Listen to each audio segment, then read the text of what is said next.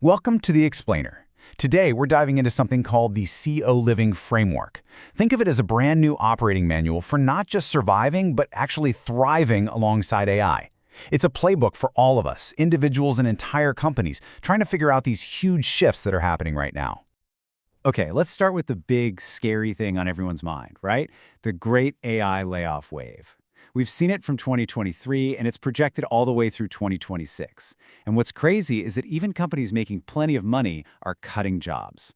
This isn't because business is bad. No, it's all about this insane pressure to adapt to AI and to do it fast.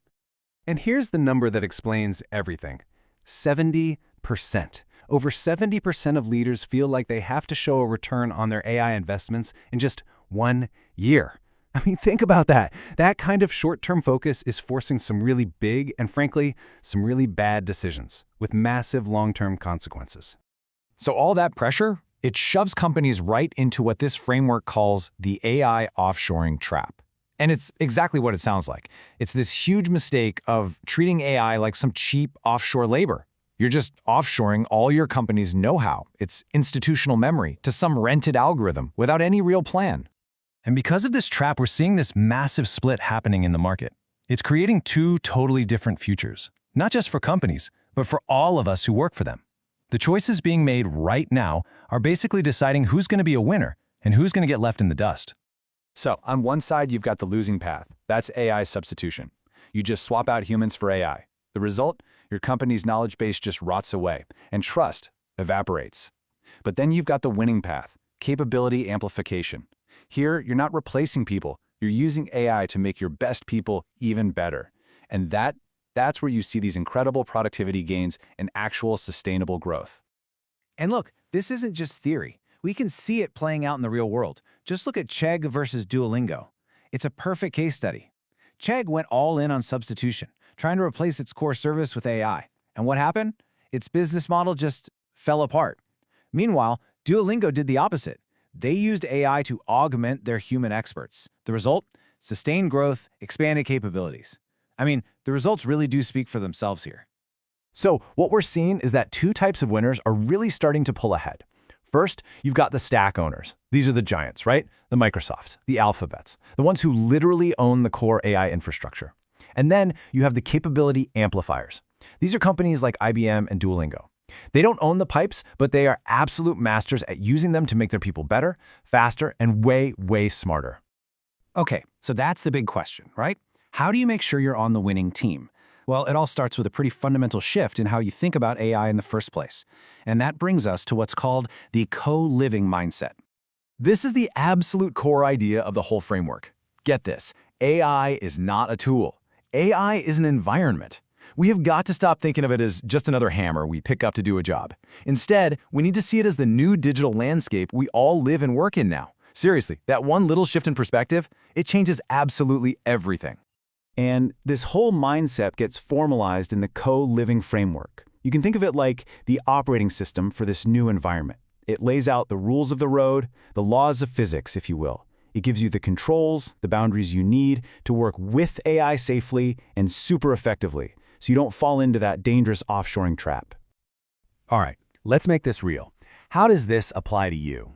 We're going to start with your personal survival guide. This is the playbook for making yourself indispensable in this new world. Rule number 1 for your own survival. You have to draw some clear lines in the sand. These are your cognitive boundaries. You need to know what you never, ever hand off to an AI. Things like final decisions, ethical calls, or even just framing the problem in the first place. Sure, you can let it help you with drafting or research, but that core, critical thinking, that has to stay with you. Always. Next up, you need to think about your career like a stock portfolio. It has to be balanced. You absolutely need those timeless human skills, systems thinking, communication, and yeah, you need the new AI leverage skills, like prompting. But here's the kicker, the most crucial part, you need a hard technical anchor. Real, deep expertise in something like engineering, math, or science. Without that solid foundation, your long-term risk of just being, well, displaced is way, way higher. And this is so important. It's about how we have to learn now. You can't just ask an AI for an answer and call it a day. You have to engage in this 5-step loop. You observe a problem, you query the AI for ideas, but then comes the most important part. You have to validate what it gives you. You have to check its work. Then you apply it. And finally, and this part is mandatory, you teach it to someone else. Because let's be honest, if you can't explain it simply, you don't really get it. You don't own that knowledge. Okay, so that's the individual playbook. Now let's flip the coin and look at the other side, the smart company playbook. This is how entire businesses can avoid just hollowing themselves out from the inside and instead actually use AI to get stronger. So the framework has this really powerful idea called the automation readiness gate, and it's exactly what it sounds like, a gate. Before a company can even think about cutting a role because of AI, it has to pass through this gate by checking every single box on this list. Have you captured all their knowledge? Is there a human backup plan? If you can't tick every single one of these, sorry, the gate stays closed. The automation is blocked.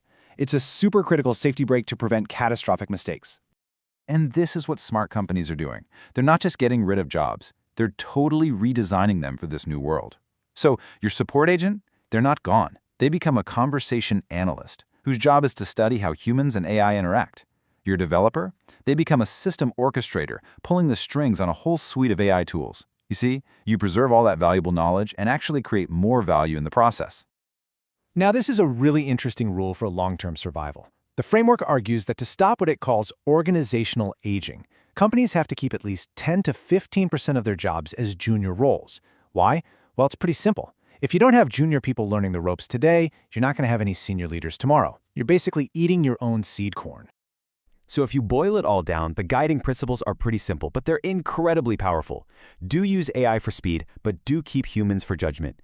Do measure your long-term capability, not just the easy short-term cost savings. And the big don't you dare fire someone before you figured out how to redesign their role for this new AI-powered world. Okay, let's bring this all home with what is probably the single most important takeaway from this entire framework. This quote really nails it. It's not that work is going away. No. It's that a certain kind of work is going away. Here's what it means. AI is like a giant spotlight, and it's exposing a fundamental weakness in how a lot of companies are run. Any organization that's just built on layers and layers of process, bureaucracy, it's like a house of cards. It's going to collapse. But organizations that are built on real, deep human capability, they're about to accelerate like we've never seen before. And so that leaves us all with one final and pretty challenging question. A question you really need to be asking yourself and asking your organization.